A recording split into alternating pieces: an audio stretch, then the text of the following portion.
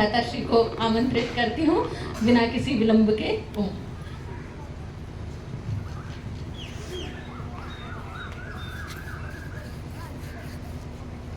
ओम। परम श्रद्धे स्वामी जी महाराज, प्रधानाध्यापिका हमारी बहन, समस्त विद्वानजन, माताएं, बहनों और युवा साथियों, आप मुझे देख रहे होंगे। मेरा स्टाफ, मेरा बेटा मेरे साथ है, आप जो देख रहे हैं। तो मुझे सुबह सुबह बोला, पापा ड्रेस नहीं लेके चलोगे?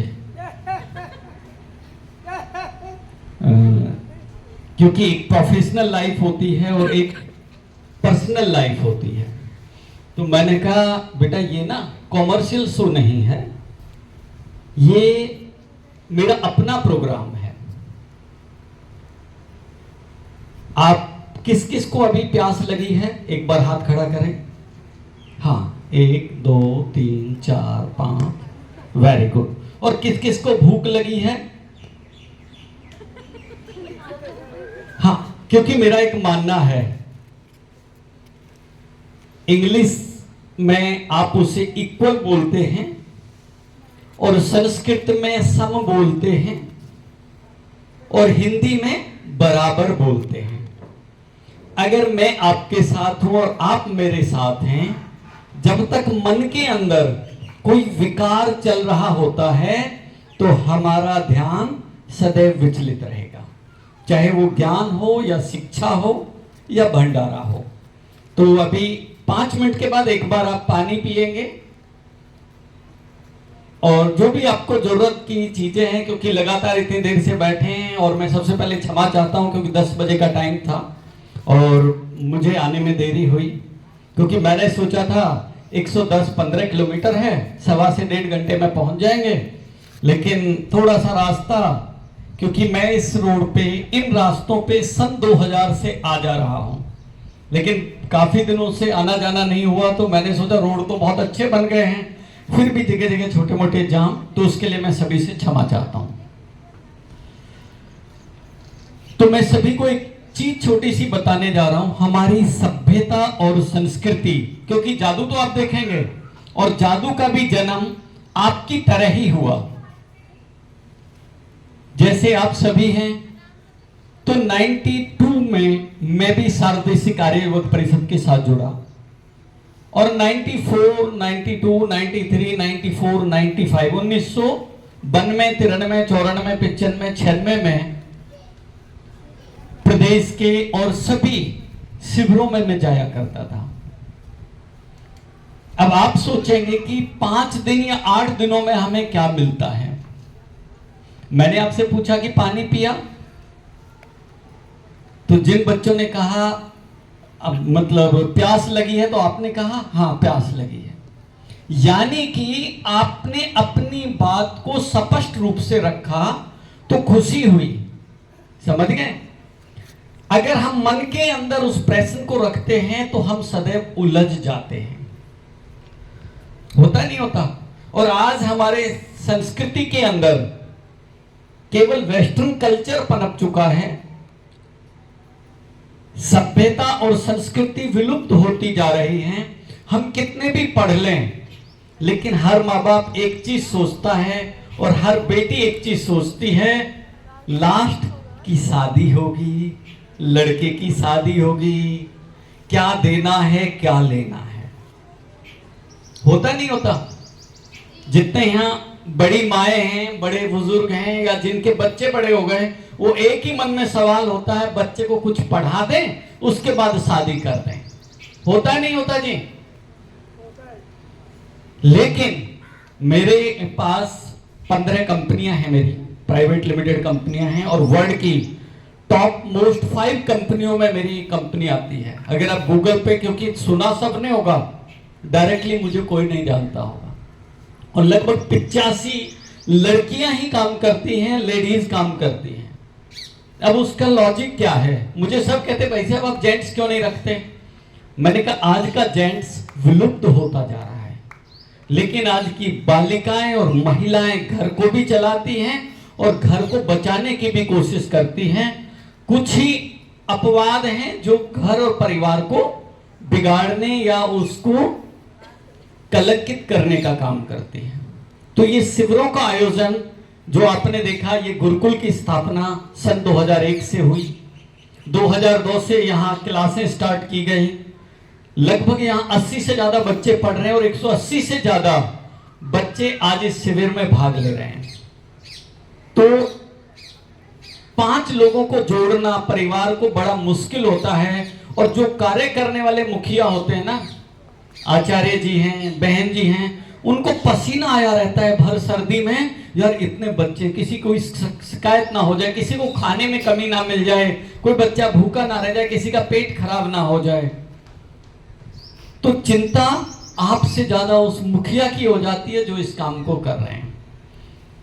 तो जब मैं आपकी तरह ही छोटा था, तो जब सार्वदेशिक कार्य परिषद में गया तो मैं लाठी का एक्सपर्ट बना, योगा का, बौद्धिक परीक्षण का। सब कहते थे भाई साहब इतना जुनून क्यों आप रखते हो? मैं एक ही बात कहता था, यहां मैं सर्टिफिकेट लेने नहीं आया, मैं इसे दिल, दिमाग और इस शरीर के अंदर उतारने आया हूं। तो सबसे पहले तो मेरा सब बच्चों से अनुरोध है, यहां आप आए हैं, ये 8 दिन नहीं, आपकी जीवन के 80 सालों का अनुभव आप यहां प्राप्त कर सकते हैं। समझ गए? बात करते हैं अब जादू की। तो देखो सभ्यता और संस्कृति के साथ कैसे बदला जाता है। आप सभी को जादू आता है? आचार्य जी को आता है, और उनका यही जादू है जो आज यहां इस स्थान पर इतने बड़े पेड़ के नीचे हम सब बैठे हैं। तो बात करते हैं जादू से। वट वृक्ष क्या होता है जो बहुत सालों से और बहुत विशालकाय रूप ले ले। तो यह आश्रम रूप ले रहा है। पहले साधना कुटी थी, और साधना कुटी से आज हम यहाँ, और आने वाले समय में जितने यहाँ महानुभाव बैठे हैं, और आप सब जो बैठे ना, आप सब क्या हैं? सैनिक हैं। आप प्रतिदिन सोचिए कि वीक के अंदर, सप्ताह में हमें 1 रुपये रखना है। 8 दिन आप यहां रहे ना, तो ये सोचिए सप्ताह में हमें मात्र 1 रुपये रखना है, और गुल्लक में डालना है कि ये पैसा 1 रुपये हमने जहां से ज्ञान लिया था हम वहां पर जाकर बांटेंगे। तो कैसा लगेगा आपको? अभी आप सोचेंगे बहुत छोटा सा टारगेट है, लेकिन आप देखेंगे अगले 10 सालों के बाद आपका वो 1 रुपया आपके लिए कई गुना साबित होगा। समझ गए? और उसी क्रम में आज जो मैं आपको नॉलेज देने जा रहा हूं, वो शायद जादू तो आप देख लेंगे कहीं भी, लेकिन ये नॉलेज आपको नहीं मिलेगी। तो मैं आज आपको अंधविश्वास को लेकर कुछ तथ्य साबित करने जा रहा हूं। करें? स्टार्ट करें? तो जादू क्या है? जादू में पता क्या होता है? भूत, प्रेत, मंत्र, तंत्र, यंत्र सुना होगा ना। अभी मैं अगर आपके ऊपर भूत छोड़ दूं तो क्या होगा? डर जाओगे? अभी मैं किसी को मुर्गा बना दूंगा। चलो, आप आज से पहले आपने किस किस ने मुझे देखा है? कभी कहीं देखा है? किसी ने नहीं देखा? कहां देखा बेटा? आपके घर? ओके, अच्छा, वहां से। ठीक। यानी कि मैं समझ गया। जिन बच्चों ने देखा, नहीं देखा तो देखिए, जब आपका जन्म नहीं हुआ था उससे पहले मैं यहाँ स्कूलों के रेड क्रॉस और मुख्यमंत्री राहत कोष के लिए सब स्कूलों में शो दे चुका था 2001 तक, अलीगढ़ जिले के सारे स्कूलों में। उसके बाद जादूगर सम्राट सीपी यादव के नाम से मेरे शो 2012-13 में खैर में, इगलास में, अलीगढ़ में, आपके जितने भी ये इलाके हैं बड़े बड़े, इन सभी में शो रहे, मथुरा में। और वहां इंडियाज गॉट टैलेंट, जो सबसे खतरनाक स्टंट जो होता था खतरों के खिलाड़ी और इंडियाज गॉट टैलेंट पर, जो आग का सबसे खतरनाक खेल होता था, वो मेरा था। जब आप उस पर डालेंगे गूगल पर, आप बोलेंगे सीपी यादव, क्या नाम है मेरा? वैसे मेरा पूरा नाम है मैजिशियन डॉक्टर सीपी यादव। तो जब आप सीपी यादव ही डालेंगे, CP Yadav India's got talent, तो आपको मेरी वीडियोस मिल जाएंगी, आप वो देख सकते हैं। ठीक है। दूसरी चीज, वर्ल्ड के 13 कंट्री मैंने शो परफॉर्म किए हैं। दुबई के big boss company double decker बसों का ब्रांड एम्बेसडर रहा, टाटा केमिकल्स का ब्रांड एम्बेसडर रहा, आइसर, जो आइसर के बस और ट्रक चलते हैं उसका एक्चुअल नाम है VE commercial vehicle. Volvo Eicher का कोलैबोरेशन हुआ तब इंडिया में ट्रक लॉन्च हुए, तो उसको वैसे कहते हैं आइसर ही। तो वीई कॉमर्शियल व्हीकल का मैं ब्रांड एम्बेसडर रहा, उनके 1110 एक्सपी का, और सैकड़ों ब्रांडों का ब्रांड एम्बेसडर रहा हूं और बड़े शो किए हैं। और आज इंडिया का जो सबसे पॉपुलर ब्रांड है वर्ल्ड पे, लिम्का बुक ऑफ रिकॉर्ड नाम सुना आपने, गिनीज बुक ऑफ रिकॉर्ड सुना होगा, मैजिक बुक ऑफ रिकॉर्ड सुना होगा, एशिया बुक ऑफ रिकॉर्ड सुना होगा। तो जो मैजिक बुक ऑफ रिकॉर्ड है उसका मैं चेयरमैन और फाउंडर हूं। 10 मिलियन से ज्यादा लोग हमारे साथ जुड़े हुए हैं। जब भी आप गूगल पर डालेंगे तो आपको पता चल जाएगा। और जो डॉक्टर लगाते ना नाम के आगे, ऑनरेरी डॉक्टरेट की जो डिग्री है मैजिक एंड आर्ट यूनिवर्सिटी, जैसे आप आज पढ़ रहे हो, मैंने बचपन में सोचा था 95 में कि यार मैं भी एक दिन जादूगर बनूंगा और मैं इसकी एक यूनिवर्सिटी बनाऊंगा, पढ़ाने का यंत्र कुछ ऐसा करूंगा।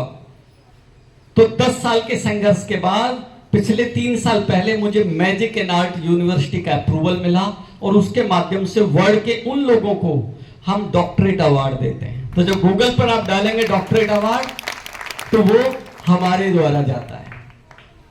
तो सब चीजों की देन कहां थी? वो देन थी जब मैं आपकी तरह उन शिविरों में आया। आपकी दुआ से 14 डिग्रियां मैंने की, साइकोलॉजी से लेकर 4 पीएचडी मैंने की। तो क्यों? मन में एक जुनून होता है जो आर्य होता है ना, आर्य का मतलब क्या है? श्रेष्ठ। और श्रेष्ठ कौन हो सकता है? जो पूर्ण रूप से उसकी जानकारी हासिल करे, किसी की सुनी सुनाई बात पर विश्वास ना करे। तो जब मैं भी आपकी तरह शिविरों में होता था तो मेरे मन में भी ये होता था कि भाई भूत प्रेत तंत्र मंत्र यंत्र क्या होते हैं। तो मैं आपके साथ बता दूं, क्योंकि जादू दिखा के तो चला जाऊंगा, लेकिन ये चीज आपको कोई नहीं बताएगा। तो कहते हैं ना भूत प्रेत, तो आपने काल सुने हैं, भूत काल, भविष्य काल, वर्तमान काल। तो अभी हम किस काल में बैठे हैं? और आने वाला काल कौन सा होगा? अरे वेरी गुड। और बीता हुआ काल? बस ऐसे ही जादू के अंदर बहुत बड़ी शक्तियां होती हैं। जानते हो क्या? मंत्र, तंत्र और यंत्र आते हैं आपको? नहीं आते। मंत्र आते हैं, लेकिन जादू वाले मंत्र नहीं आते ना। अब सुन लीजिए, ये शब्दों की विकृति कैसे हुई।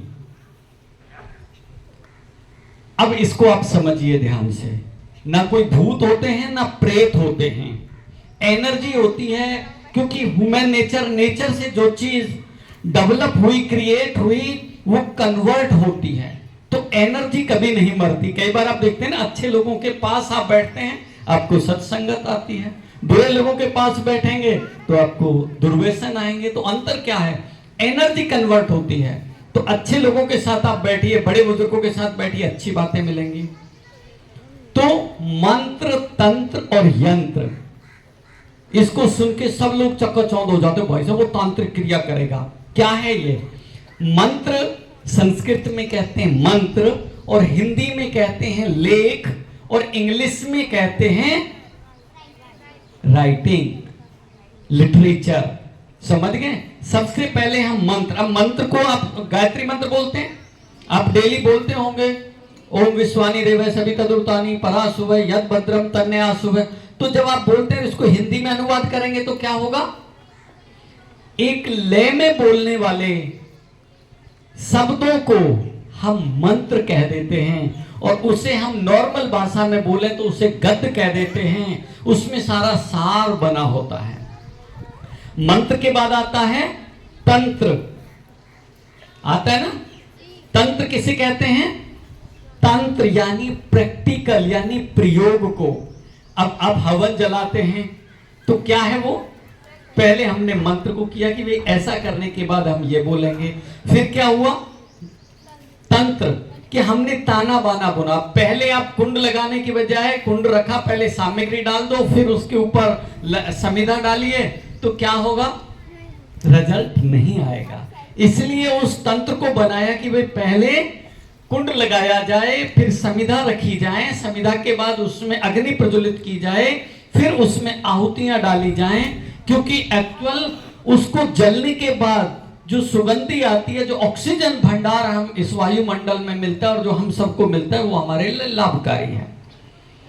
तो तंत्र यानी प्रैक्टिकल प्रयोग। जब आपने वो कर लिया तो तीसरा होता है यंत्र। अब वो जब यंत्र बना दिया जाता है तो उसे हम उपकरण बोलते हैं। लेकिन उसको जब तांत्रिकी प्रयोग में किसी को डरा के झोला छाप में बाबा वाली ड्रेस में आ जाऊं तो लोगों को लगेगा अरे बाबा ने तो ऐसा कर दिया, ये तांत्रिक बाबा है। तांत्रिक यानी उसके पास तंत्र का पता चल गया कि ऐसे करने से ऐसे होता है। तो आज के बाद डरेंगे आप? बहुत बहुत शुक्रिया। अब एक चीज और, आपने एक कहानी सुनी होगी माँ बाप से, बड़े बूढ़ों से, जानते हो क्या?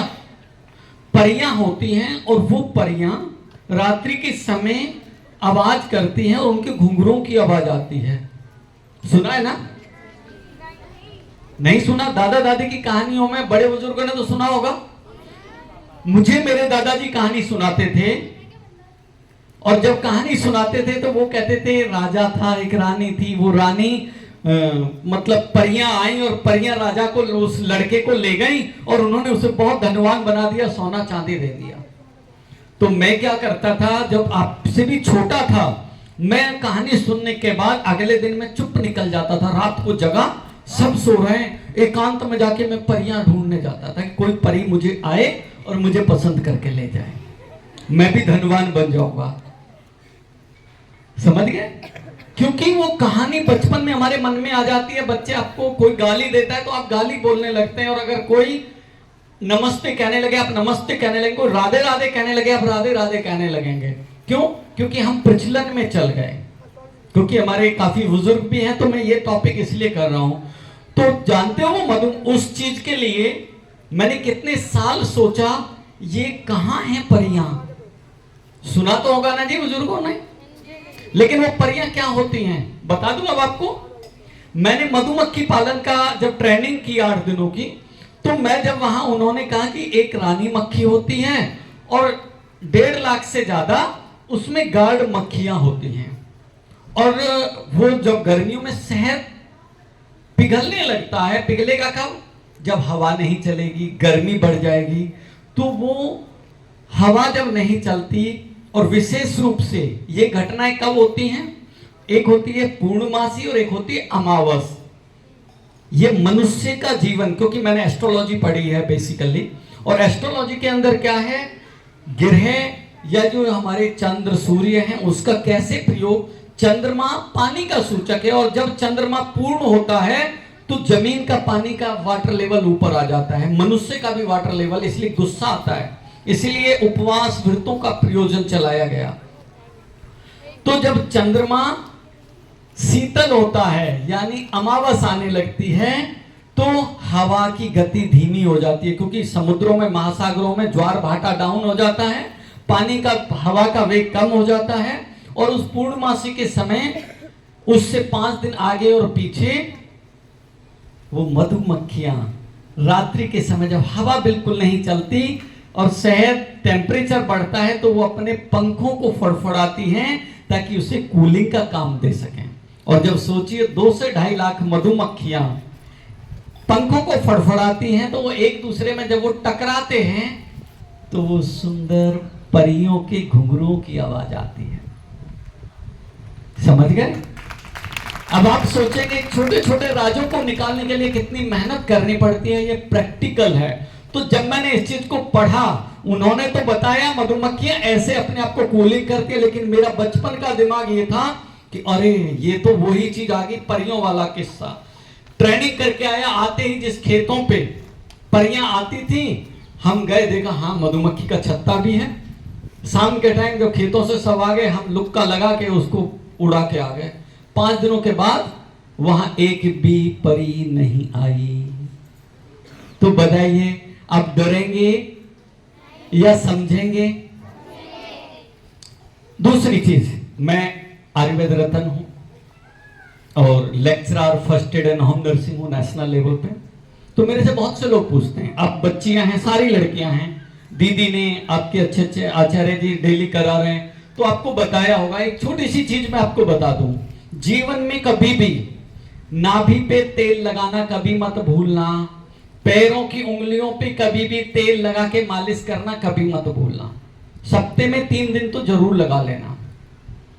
और जब हम एक डॉक्टरी प्रोविजन से, मैं किसी को देखता हूं, दूर से देख के बता देता हूं, लोग कहते हैं जी आपको कैसे पता?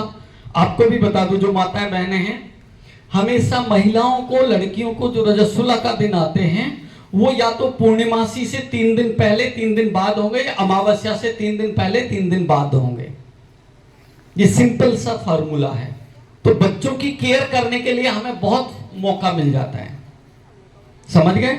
अब ये सारी चीजें साइंटिफिकल हैं, लेकिन हम लोग अंधविश्वास में कैसे पड़ते हैं। अब दूसरी चीज मैं आपको समझाता हूं। आजकल एक किस्सा है राधे राधे का, सबने सुना है? बच्चे बोलते हो ना जोर से, कैसे बोलते हैं? अरे वाह, ठीक है, ऐसे बोलना चाहिए। लेकिन ये शब्द कैसे बदल गया? ये शब्द बदला और बदल कर कहां आया मालूम है किसी को जी? वो शब्द क्या है? राधे राधे या कोई और शब्द है? हाँ, एक्चुअल वो शब्द श्री राधे है। जब जिन्हें कहा जाता है प्रभुपाद, जो बेननगर, जिनका मायापुर आश्रम है, जो अंग्रेजों वाले मंदिर के हैं, तो अंग्रेजों के खानदान से वो थे। और मैं स्पेशल इस चीज के रिसर्च के लिए मायापुर गया, बिननगर गया, 1.5 महीने इसी चीज को रिसर्च किया कि ये शब्द कहां से आया था। उसके बाद इस शब्द को मैंने, कैसे विध्वंस हुआ इस शब्द का, शब्द की कैसे कुरूपता आई। बंगाल में ए को ओ बोलते हैं, याद रखना। कभी आप बंगाल चले जाओ ना, कुछ भी ना आए, कलकत्ता को कोलकाता बोलेंगे, कल्याणी को कल्याणी बोलेंगे, जल को जौल बोलेंगे, समझ गए? तो वहां उनको बोलते हैं श्री राधे। श्री कहते हैं उच्च को, हे ईश्वर, हे परमपिता परमात्मा, हमें सही राह दे। तो एक्चुअली ये शब्द था श्री राधे। अब जब बंगालियों ने ऐसे बोलना शुरू किया, प्रभुपाद ने, उनके अनुयायी थे वहां विदेशी ज्यादा थे, तभी उसे अंग्रेजों का मंदिर का नाम दिया गया वृंदावन में। तो जब वो बोलते थे श्री राधे श्री राधे, उधर बोलेंगे जौल खोबे, जौल खावे, चाह खावे, सुना होगा ना? तो वो सब चीज को खाता है। और सेकंड चीज, बंगाली में कोई जेंडर नहीं होता, स्त्रीलिंग पुल्लिंग नहीं होता। उधर सब बोलेगा ये आचार्य तुम किधर जा रही है? तो और सबसे बड़ी चीज, बंगाली को समझने के लिए बहुत इजी है। शुद्ध हिंदी के शब्दों का इस्तेमाल किया जाता है, अंग्रेजी के शब्दों का इस्तेमाल किया जाता है, और थोड़ा सा बंगाली का पुर, जिसे शुद्ध हिंदी और संस्कृति आती है ना, संस्कृत भाषा आती है, वो वहां बहुत आसानी से समझ जाएगा। बोलेंगे बिस्टी हो रही है, बिस्टी यानी बारिश। तो वहां अधिकतर चीज, क्योंकि वो हमारी पुरातन संस्कृतियों में, वैदिक संस्कृतियों में कहा जाता था। बाद में शब्दों का जब विध्वंस हुआ तो ऐसे, तो वो बोलते थे श्री राधे। और वो श्री राधे जब वो बोले श्री राधे, अब विदेशी भी आए, वो भी कहे श्री राधे श्री राधे, राधे राधे राधे राधे, तो क्या बन गया? ऐसे ही हमारे देश के अंदर हम लोगों को जो एक शब्द बोलने लगते हैं उसी को बोलते हैं। मेरी कई भागवत आचार्यों के साथ इस चीज पर बात हुई, मैंने कहा जी ये तो व्यास की भागवत व्यास है आपकी, मुझे बताइए इसमें राधा शब्द कहां है? एक भी बार नहीं है।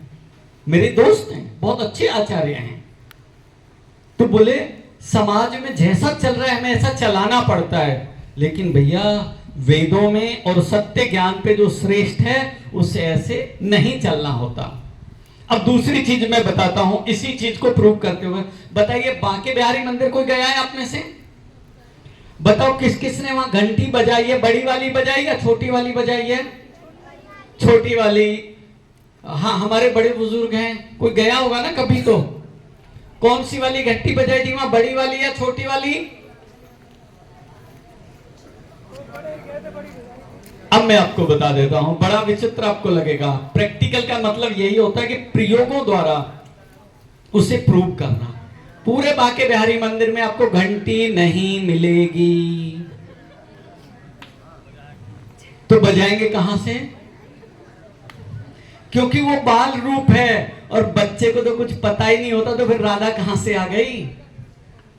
अब आप सोचिए, क्योंकि बांके बिहारी के जो वो प्रतिमा को स्थापित किया था वो राजस्थान के राजा ने किया था, और वो बांके बिहारी बाल रूप है, और जहां भी बाल रूप होता है वहां घंटी नहीं बजाई जाती, बच्चे को जगाया नहीं जाता, वरना परेशान कर देगा।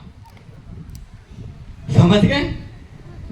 तो बताइए कहां से कैसे? क्योंकि मैं इन सब चीजों पर रिसर्च किया और इसलिए मैं किसी की नहीं सुनता, मैं कहता हूं प्रैक्टिकल आ जाओ। मैंने यहां से लेके जब इस चैप्टर पे गया तो इसके सारे सब्जेक्ट समझे, क्योंकि हम लोगों को जो बताया जाता है हम उसी को सत्य मान लेते हैं। कोरोना आ रहा है, कोरोना आ रहा है। अब लोग मेरे से कहने लगे सर अब कोरोना का क्या होगा? मैंने कहा ये कोरोना ना इंडिया अपनी मार्केटिंग स्ट्रेटेजी से वीडियोस के माध्यम से बांग्लादेश और पाकिस्तान में उतार देंगे। वहां पे हाहाकार मच जाएगा, उनकी इकोनॉमी टूट जाएगी, और जो इंडिया में डर गए वो मर गए। कोरोना टाइम में मैं खुद कोरोना टाइम में ड्यूटी मजिस्ट्रेट रहा, नूह के अंदर स्पेशल ड्यूटियां लगा दी गई।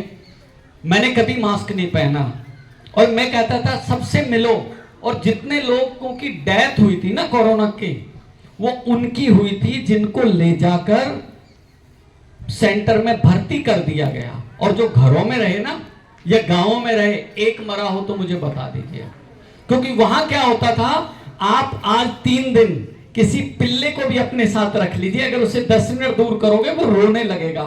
और वहां क्या होता था, डॉक्टर मरीज गया उसको ऐसे बंद कर देते थे, खाना भी कुत्ते से भी बदतर देते थे, और उसको जो मिलने जाए दूर से, अरे भैया आज वो मर गया, आज वो मर गया, आज वो मर गया, उसका मनोबल टूट जाता था, और वो भी पता चलती थी भाई साहब कल वो चला गया। इसलिए कभी किसी गलत फहमी में और बहकावे में कभी मत आना। अब कितने भी लाइलाज बीमारियों से पीड़ित हो, ये नेचर है ना, ये आपको दोबारा जिंदा कर देगी। मिट्टी, पानी और जो ये धूप आप देख रहे हो ना, ये सबसे बड़ी अमृत है। कैंसर किसी को हो जाए, मैं दावा करता हूं यहां, कैंसर किसी को हो जाए, डेली 100 से 150 ग्राम दूध का जूस निकालकर उसमें काली मिर्च और नीम के पत्ते मिला के उसका काढ़ा दे दो सुबह और शाम, मतलब उसका जूस। दावा कर रहा हूं 3 महीने के अंदर अगर बॉडी के अंदर से कैंसर बिल्कुल रिमूव ना हो जाए तो मेरा नाम बदल के रख देना। सैकड़ों लोगों को दिया ये इलाज, जिसका कहीं इलाज नहीं था, लेकिन हमारे घर घर में इसीलिए दूब को जब पूजा पाठ होती है ना तो दूब को सबसे पहले इस्तेमाल करते हैं, लेकिन हम लोग दूब से दूर हो गए। तो ये छोटी सी समझाने की बातें थी, तो मुझे उम्मीद है कि आपको समझ आई होंगी। तो अब मैं जादू की बात बता देता हूं, उसकी जरूरत नहीं है। अब मैं आपको जादू क्या है बता दें। किसी को पता जादू क्या है? जिस चीज को आंखें तो देखती हैं लेकिन दिमाग समझ ना पाए उसे हम जादू कहते हैं। समझ गए? जिस चीज को आंखें तो देखती हैं लेकिन दिमाग समझ ना पाए उसे हम जादू कहते हैं। यानी मुख्य रूप से इसमें विज्ञान का समावेश होता है। अब इतने बच्चे यहां हैं, मुझे कोई बताएगा विज्ञान किसे कहते हैं? विज्ञान साइंस को कहते हैं। हाँ, हमारे आसपास की प्रकृति में जीव जंतु का क्रमबद्ध विज्ञान कहलाता है। Thank you. बच्चे के लिए एक बार तालियां हो जाए। चलो, उन्होंने जो बोला बहुत अच्छा बोला, मैं इसको पूरा कर देता हूं, जिंदगी में भूलना मत। विज्ञान क्या है? प्रकृति से अर्जित, प्रकृति से अर्जित और प्रयोगों द्वारा प्रमाणित किए गए क्रमबद्ध ज्ञान को विज्ञान कहते हैं। समझ गए? सबसे पहले हम प्रकृति से जो भी मटेरियल है उसे लेते हैं, प्रकृति से अर्जित और प्रयोगों द्वारा प्रमाणित। पहले प्रयोग किए जाते हैं, उसके बाद प्रमाणित किया जाता है कि भैया चाय बनेगी तो ऐसे बनेगी, हलवा बनेगा तो ऐसे बनेगा। प्रकृति से अर्जित और प्रयोगों द्वारा प्रमाणित किए गए क्रमबद्ध ज्ञान को विज्ञान कहते हैं। समझ गए? उसका एक क्रम होता है, क्रम तोड़ दिया तो बिगड़ जाएंगे। तो इसी के साथ मैं अब आपको आगे जादू के सफर की तरफ, कोई और इससे संबंधित कोई क्वेश्चन है, कोई क्वारी है तो आप मेरे से पूछ सकते हैं, क्योंकि फिर लास्ट में ही मैं आपके क्वेश्चन आंसर्स के जवाब दूंगा और आपको एक मैजिक सिखाऊंगा भी, एक दो मैजिक सीखेंगे ना। अभी कोई भी अंधविश्वास से संबंधित तथ्य सिखा दूं एक दो और? चलो देखो, आजकल ना किसी को भूत प्रेत आते हो तो आपको उतारना बता दूं? सारा गेम साइकोलॉजी का है, ये याद रखिए। जिसके दिमाग में जो चीज बैठ गई ना वो खत्म नहीं होती। कैसे? भूत उतारने का एक सिंपल से 2-3 तरीके बता दो। किसी को बताना है भूत है तो क्या करेंगे? ऐसे आप हाथ लेना, किसी की भी ऐसे दिखाना कि भाई अपनी हथेली, एक हथेली को चाटिए और दूसरे को चाटिए। वो कहेगा एक मीठी है एक फीकी है, तो बोले आपके ऊपर ना आधा भूत है, गर्दन कटा हुआ भूत है, और आंटी जी चिंता मत करो मैं ठीक कर दूंगी, स्पेशल सीख कर आई हूं। आपका कॉन्फिडेंस इतना होना चाहिए, अगर आपने कहा कुछ नहीं होता, मानेंगे ही नहीं, वो तब भी जाएंगे उस बाबा के पास ठगी में। और आपने कह दिया कमाल है अम्मा जी, हमें स्पेशल भूतों को पकड़ने की ट्रेनिंग दी गई और मंत्र है मेरे पास, अभी पकड़ के प्रूव करोगे। क्योंकि अगर आपने साइकोलॉजिकल ठीक कर दिया तो ठीक। और उसको दवाई में क्या देना है मैं आपको बता दूं। हमारी आयुर्वेद में आती है हरताल गोदंती भस्म। आप हरताल गोदंती भस्म ले आइए, जितनी लड़कियां महिलाएं हैं 5 दिन अगर उन्हें दे दिया, चुटकी चुटकी भर सुबह शाम 3 बार उसने ले लिया दिन में, उसकी सारी बीमारियां तो खत्म, मानसिक संतुलन बन जाएगा। अब ये भूतों का इलाज होगा कैसे बता दूं? सबसे सस्ती चीज, आप आइसक्रीम खाते हो उसमें क्या डालते हैं मीठा करने के लिए? चीनी। रॉन्ग, उसमें चीनी ही नहीं डालते, सैकरीन डालते हैं। पंसारी की दुकान पे मिल जाएगी सैकरीन। सैकरीन का इतना ज्यादा वो होता है, आप सैकरीन को ऐसे लगाइए थोड़ा सा उंगली पे, ठीक है, बस आपको कुछ नहीं करना। अगर आपने किसी को ऐसे टच करके ऐसे जीभ पे लगा दिया ना यहाँ, तो उसका ये मीठा बार बार चाटते रहेंगे। तो अब करना क्या, अंगूठे पे ऐसे लगा दिया और ऐसे झाड़ दिया, आपका हाथ किसी को नहीं दिखेगा। आपने दोनों हाथों को लिया, ऐसे देखा, अरे है। अब इसको आपको यहाँ ऐसे हल्का सा रगड़ देना। जब आपने दोनों हाथों को पकड़ा तो ऐसे रगड़ देना, उस पर लग जाएगा। थोड़ी देर आप मंत्र बोलिए, गायत्री मंत्र बोलिए, कोई भी स्वस्ति वाचन मंत्र बोलिए। डेली आप अपने प्रार्थना तो करते होंगे ना, ओम आ ब्राह्मणो ब्रह्म वर्चस्व जायताम दोगुरो निर्गुणा, सब बोलते हैं ना जी। तो कुछ भी जो आपको मन में आए, लगना चाहिए कुछ मुंह से बदबुदा रहे हैं, ये भी तांत्रिक बन के आ गई है। बस छोड़िए, उसके बाद बोलिए ऐसे हाथ कीजिए, उसके बाद कहिए ऐसे हाथ कीजिए, ऐसे जीभ से चाटिए। तुरंत नहीं बोलना, थोड़ा सा टाइम को डाइवर्ट करना है। उनको लगेगा हाँ ये मीठा ये खट्टा है, बोले इस हिस्से में ही आपके भूत हैं, ये जल्दी से ठीक करा लीजिए। और इसका इलाज एक ही है, 1.25 किलो घी ले आइए, 2.25 मीटर सफेद रंग का कपड़ा। देखो मैं भी करता था, बुरा मत मानना, मेरे जितने लोग हैं मेरे पिताजी को जानते हैं, और वो मुझे कहते थे क्या ढोंग बना रखा है। मैंने कहा ये ठीक ही तब होते हैं। उसके बाद मैंने वो काम बंद कर दिया था, क्योंकि ठीक करने के लिए जरूरी है उस सोच को जन्म देना उनको। तो 2.25 मीटर कपड़े में बढ़िया शर्ट बनती थी, 1.25 किलो घी में बढ़िया वाला हवन होता था कि तुम्हारे नाम की हम पूजा करेंगे। और नारियल आ गया, उसकी जटाओं से मैं पाइल्स की दवाई बनाता था, जो आज भी मैं फ्री ऑफ कॉस्ट देता हूं। और जो गिरी निकल गई वो खाने के काम और प्रसाद के काम आ जाती थी। तो एक चीज से कितना फायदा हुआ, और आपको लेना कुछ नहीं कि हम ये इलाज कुछ नहीं करते, जो डालना है इस पेटी में डाल दीजिए, और अगली बार ठीक ना हुए तो मेरी गारंटी। बस उसका मन का भ्रम दूर होगा, आप उसका इलाज करोगे। अब इलाज ये तो आपने बताया यहां तक कि भूत है, अब इलाज कैसे करोगे, सिखा दो। सस्ते वाला सिखाऊं, महंगे वाला? सस्ते वाला चलो, क्योंकि जो चीजें मैं बता रहा हूं वो आपको घर में मिल जाएंगे। हैं? अब आपको क्या करना है, उनसे एक रुई मंगाओ। अब रुई कोई ना लाए तो क्या करना, अपने पास एक रुई लो, रुई को उसके माथे पे लगाओ, सर पे लगाओ, इधर लगाओ, हथेली पे, सांप पे, घुटने पे, यहाँ पैर पे। ये सोच लो आप उसको सारे चरणामृत सेवन करा रहे हैं। समझ गए नहीं समझे जी? अब उस रुई को आप ऐसे करके उसको फूंक लगवाओ और ऐसे फेंक दीजिए, बोले इसकी तरफ ध्यान से देख, और आप कोई भी मंत्र बोलिए, आप देखेंगे वो रुई अपने आप आग लग जाएगी उसमें, और ऐसी आग लगेगी जैसे कोई आसमान से कोई ज्योति आई हो और वो उसमें आग लग गई हो।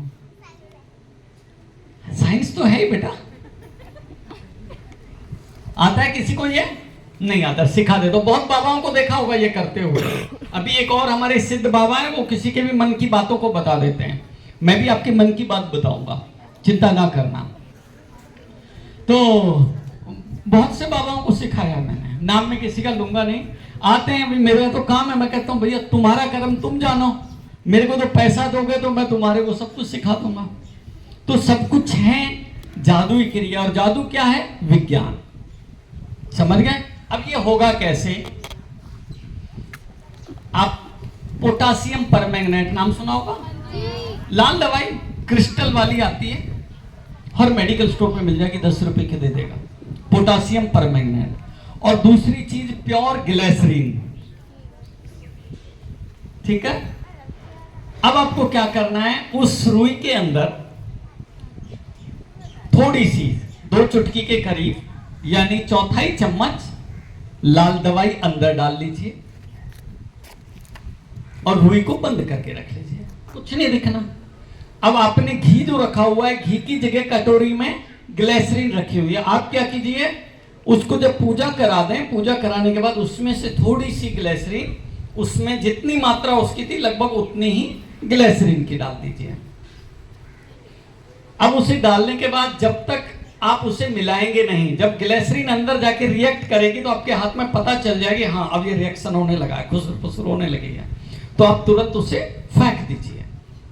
धूप अगर होगी तो इमीडिएट विद इन 20 सेकंड के अंदर उसमें आग लग जाएगी। सर्दियां हुई तो थोड़ा टाइम ले जाती है,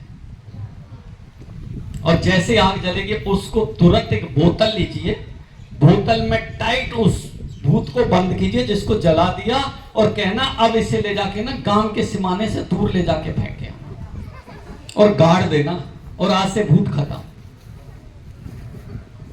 तो आपको समझ आए कैसे कैसे भूत होते हैं। तांत्रिक भी यही करते हैं। कोई भी ऐसा प्रयोग आपके दिमाग में है जो कोई भी तांत्रिक बाबा करता है तो आप मेरे से पूछ सकते हैं। किसी ने अड़ोस पड़ोस, हाँ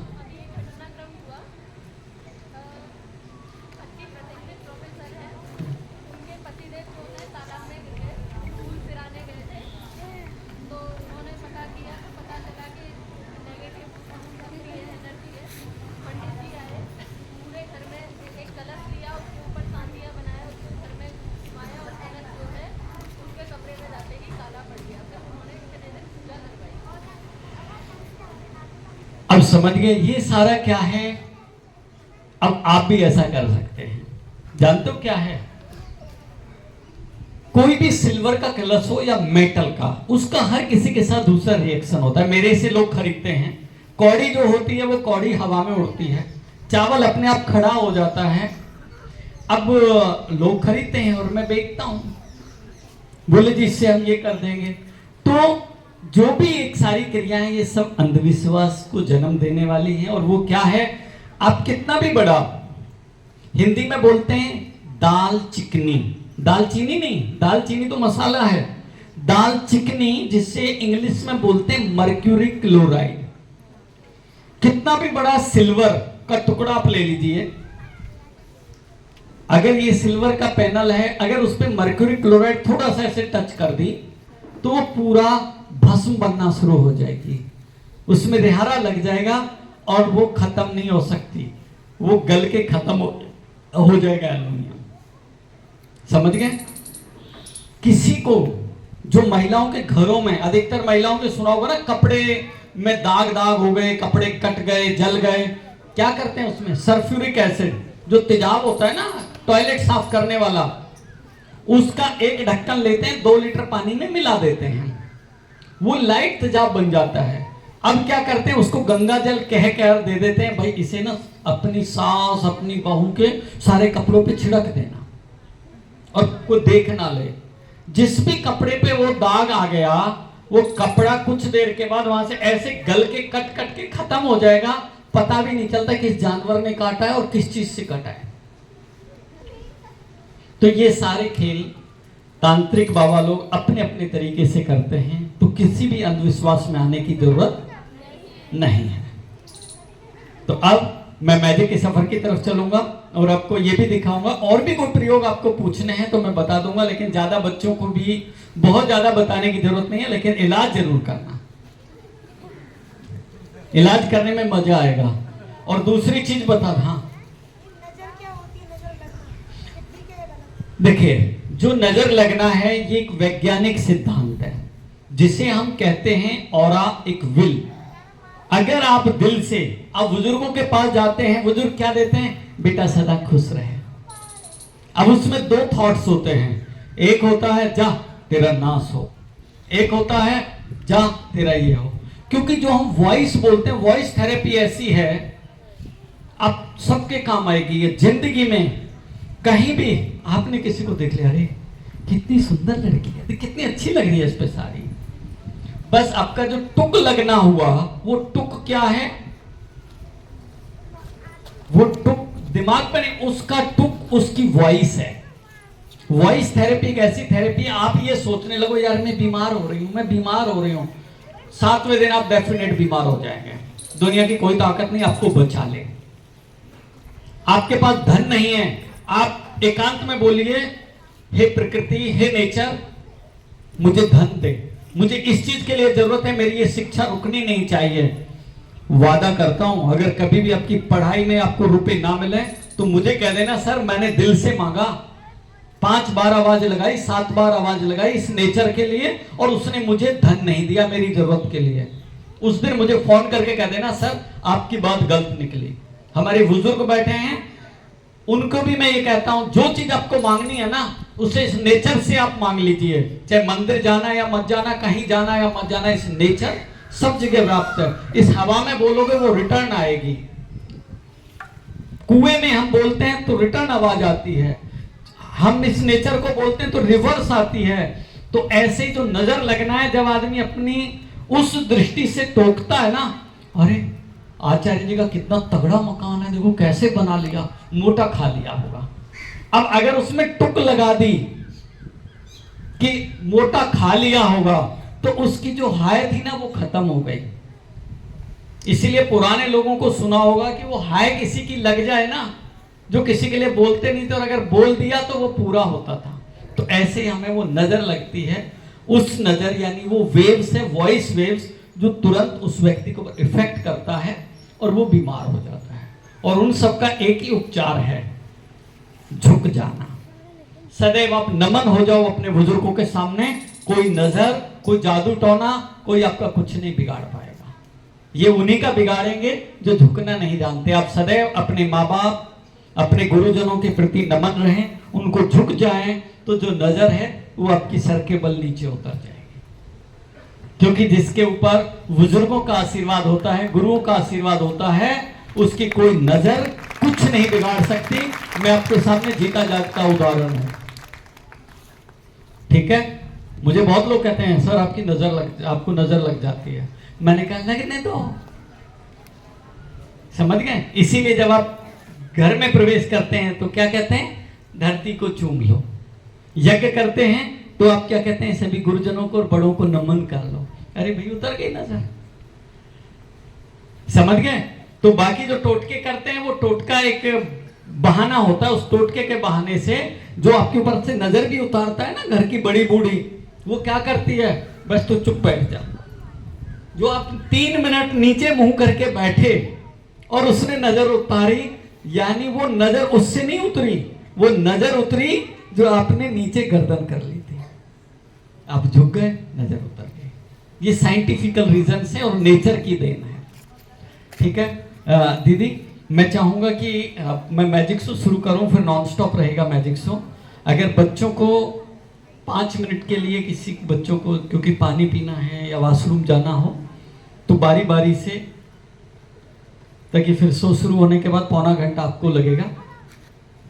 तो कुछ बच्चों को प्यास लग रही थी, क्योंकि जो बताया ना वो चक्कर खा के गिर गए थे, उसका रीजन क्या है, वो रीजन यही है, आदमी ड्राइविंग करके आ रहा है, भागा, उसे भूखा रख दिया, अरे खाना मत खाना, और उसको लाके वहां बिठा दिया, और जैसे ही वो कर रहा है उसे अचानक चक्कर आए पानी की लहरों के साथ, वो गिर गया। बता दिया कि ये तो इसके ऊपर तो कोई देवी देवता ने या किसी उसने इसको खींच लिया है, भूत प्रेतों ने। तो ये सारी चीजें साइंटिफिकल रीजन है। मैं आयुर्वेदिक की मेरी दवाइयां हैं, तो मेरे से लोग कहते हैं भाई साहब मोटापा कम करने के लिए क्या हमें भूखा रहना पड़ेगा? मैं कहता हूं वो बेवकूफ हैं जो आपको ये कहते हैं ना कम खाओ भूखे रहो। उल्टा आपके कार्डियो अरेस्ट की दिक्कत हो जाएगी, कार्डियो सिस्टम आपका फेल हो जाएगा। कभी भूखे मत रहो। भूखा रहना है तो किसी दिन व्रत की तरह उपवास करो, समझ गए? तो मेरा ये निवेदन है। तो आप में से एक भी बच्चा मोटा नहीं है यहाँ, बताओ कोई है मोटा? है? और शहरों के हर बच्चा मोटा दिखेगा, क्यों? अरे चलने को तो 2 कदम तो जा नहीं सकते, इस कमरे से निकले, यहाँ टॉयलेट कर लिया, खा लिया, वो सड़ेगा पेट में तो मोटा होगा। और जब आपने एक्सरसाइज कर ली, दौड़ भाग ली, तो कभी मोटे ही नहीं होंगे। हाँ नहीं, ये तो मोटा नहीं है जी, ये तो हेल्दी है।